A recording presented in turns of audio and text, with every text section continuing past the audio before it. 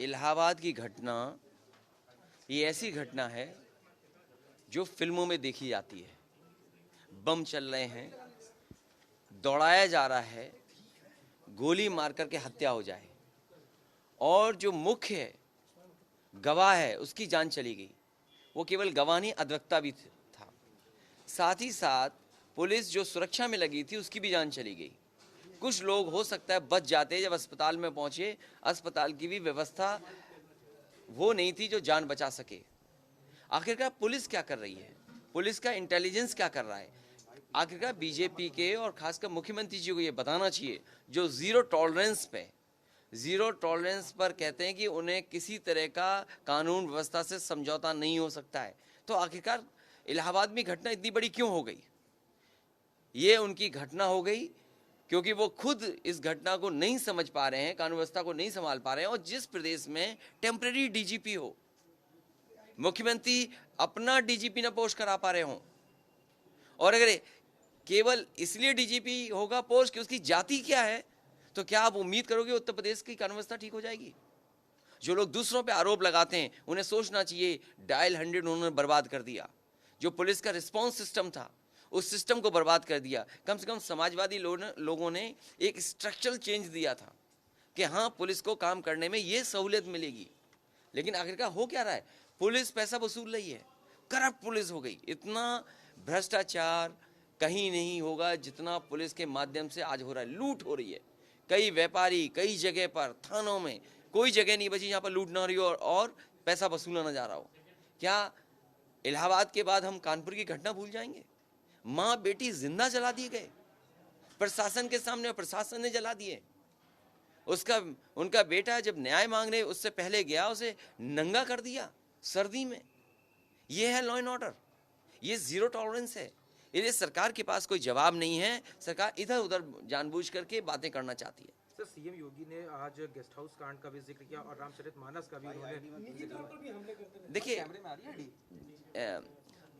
जो मसले खत्म हो चुके हैं उनको जानकारी नहीं है, उनको जानकारी नहीं है। कमाल तो इसी बात का है ना कि मुख्यमंत्री को जानकारी नहीं है। जो गेस्ट हाउस केस खत्म हो चुका, सुप्रीम कोर्ट ने खत्म कर दिया, उस पर चर्चा कर रहे हैं। और जहां तक रामचरितमानस की बात है, रामचरितमानस के खिलाफ कोई नहीं है, लेकिन कुछ चीजों के लेकर के न केवल आज आपत्ति उठी है, 5000 साल की लड़ाई है, 5000 साल की लड़ाई है। ये लड़ाई कोई एक दिन की नहीं है। इस बात को सरकार भी जानती है और पूरा समाज जानता है। जो गलत है वो गलत है। सोने की तख्ती पे भी अगर लिख करके दोगे आप कि शूद्र ये हैं, शूद्र ये नहीं हैं, तो मैं उसको स्वीकार करने वाला नहीं हूं। देखिए, पर्सनल हमले क्या है वो जो जानते ही नहीं। अरे भाई, जो मुख्यमंत्री हवा में बल्ला घुमा रहा हो, 3 टप्पे के बाद टेनिस की बॉल को नहीं मार पा रहा हो, उससे क्या उम्मीद करोगे क्रिकेट पे कोई ज्ञान हो? जिनके ज्ञान न हो क्रिकेट के बारे में, क्रिकेट क्या है जिसको ये ज्ञान नहीं है। वर्ल्ड का सबसे फेमस लोकप्रिय खेल फुटबॉल है, अकेले देख रहे सोफे पे बैठ करके, और जब तक फाइनल नहीं हुआ उससे पहले सो गए। क्या उम्मीद करोगे उन्हें खेल के बारे में जानकारी दें? किस प्लेयर को सबसे ज्यादा सम्मान मिला वो क्या जानते हैं? तो ऐसे मुख्यमंत्री हैं, इसलिए उनसे क्या पूछोगे खेल के बारे में? इसीलिए ना वो स्टेडियम अपने आप बना पाए और ना ही प्रधानमंत्री कॉन्स्टिट्यूंसी बना पाए। और मैंने एक सवाल किया था कि 40 बच्चे जो तैराकी के लिए, स्विमिंग के लिए भर्ती हुए हैं, जिन्हें कोचिंग मिलनी है स्विमिंग की, मैंने वर्ल्ड क्लास एक्वेटिक सेंटर बनाया था सैफई में, उसमें पानी नहीं है। कम से कम मुख्यमंत्री जी वो कोच ढूंढ के लाएं जो बिना पानी के बच्चों को स्विमिंग सिखा सकते हैं।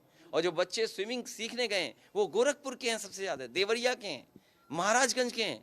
उस मंडल के 40 बच्चे हैं। आखिरकार उन बच्चों के साथ दुश्मनी ये क्यों निभा रहे हैं? तो उनके पास जवाब नहीं है, उनके पास इंफ्रास्ट्रक्चर का जवाब नहीं है। अरे सड़क पे एक्सप्रेसवे में चल रहे हो, पूरी की पूरी गाड़ी चली गई अंदर। आज भी बुंदेलखंड एक्सप्रेसवे पे काम हो रहा है, और जिस तरीके से बुंदेलखंड एक्सप्रेसवे ढह गया था प्रधानमंत्री के उद्घाटन के बाद, कोई जवाब उनके पास नहीं है। कहते हैं चित्रकूट जोड़ दिया, अभी भी चित्रकूट 20 किलोमीटर दूर है वहां से। तो जो एक्सप्रेसवे बनाए वो घाटे के हो गए। जो समाजवादियों ने गाजीपुर में हैदरिया पखनपुरा तक बनाया तो उससे 1 इंच आगे नहीं बना पाए। बिजली की कीमत क्या है, दूध की कीमत क्या है, अरहर की दाल की कीमत क्या है, तूर दाल की कीमत क्या है, आज रिफाइंड तेल क्या कीमत है, सरसों का तेल क्या कीमत है, आज कोई अगर आटा लेना जाए उसकी कीमत क्या है। ये महंगाई कौन रोकेगा? डीजल, पेट्रोल, सिलेंडर, क्या इनके पास जवाब है इसका? कुछ महंगाई न रोकने का इनके पास कोई जवाब नहीं। कहते हैं बेरोजगारी, हमारे पास डेटा है 4% अनएम्प्लॉयमेंट रेट है। ये बताएं कि केवल 100 में 4 ही बच्चे बेरोजगार हैं। सरकार बताए आखिरकार बेरोजगार कितने हैं? सरकार कह रही है हमने उत्तर प्रदेश में पूरी बेरोजगारी खत्म कर दी। मैं समझता हूँ उत्तर प्रदेश का नौजवान जानता होगा कि कितना दुखी है, कितना परेशान है, कितना भटक रहा है कि आज उसके हाथ में न नौकरी है न रोजगार है। किस बात में नंबर 1 कर दिया? महिलाओं के अपराध में नंबर 1 है। दंगों में आप एनसीआरबी के आंकड़े देखिए, मेरे आंकड़े मत मानिए, नेता सदन के आंकड़े मत मानिए, आप आंकड़े एनसीआरबी के देखिए। सबसे ज्यादा महिलाओं के ऊपर अन्याय और उत्पीड़न कहीं हो रहा है तो उत्तर प्रदेश में हो रहा है। सबसे ज्यादा अनसेफ बेटियां महिलाएं कहीं है तो उत्तर प्रदेश में। अभी 2 दिन की घटना है, आप बताओ उन्नाव में बच्ची के साथ क्या हुआ है, एक बच्ची के साथ। और कानपुर कैसे भूल जाओगे, बलवंत सिंह को कैसे भूल जाओगे?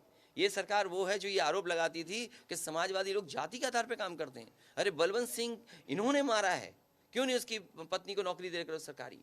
और फिर एक पन्ना ले आए खबर बना करके कि 56 एसडीएम हुए। हमने कहा टेबल करो वो सूची, और टेबल इनको ये भी सूची करनी चाहिए कि बांदा यूनिवर्सिटी में किनको नौकरी मिली है, गोरखपुर यूनिवर्सिटी में किसको नौकरी मिली है, सिद्धार्थनगर यूनिवर्सिटी में किसको नौकरी दी आपने, चंद्रशेखर यूनिवर्सिटी में किसको नौकरी आपने दी है। कम से कम यूनिवर्सिटी को बताओ। समाजवादी पार्टी का कोई इतना खास वाइस चांसलर नहीं होगा जिसके पीछे पुलिस पड़ी हो, एसटीएफ पड़ी हो, एसआईटी हो गई हो, सीबीआई के लिए कोर्ट भाग रहा हो। क्या ऐसा वाइस चांसलर कल्पना कर सकते हो? देश की सबसे बड़ी यूनिवर्सिटी और कलाम साहब के नाम उसको अपमानित कर रहे हैं, बदनाम कर रहे हैं ये लोग बैठ करके।